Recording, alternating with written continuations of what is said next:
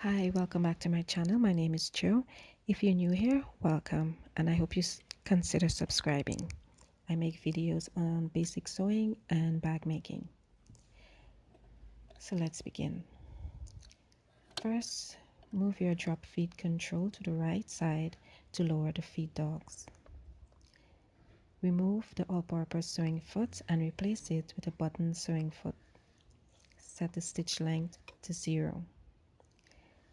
Place the button and fabric under the button sewing foot. Then set the machine for a zigzag stitch. Set the width to a number between 3 and 6.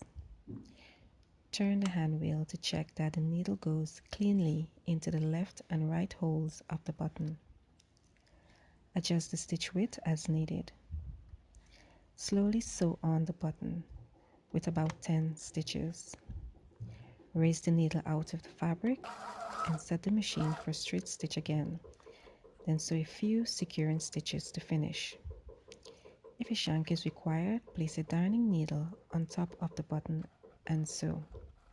For buttons with 4 holes, sew through the front 2 holes first, push the work forward, and then sew through the back 2 holes. You can also sew diagonally, creating an X for the buttons with 4 holes. Thank you for watching my video. I hope you enjoyed it and you found it useful. Please remember to like and share. Subscribe.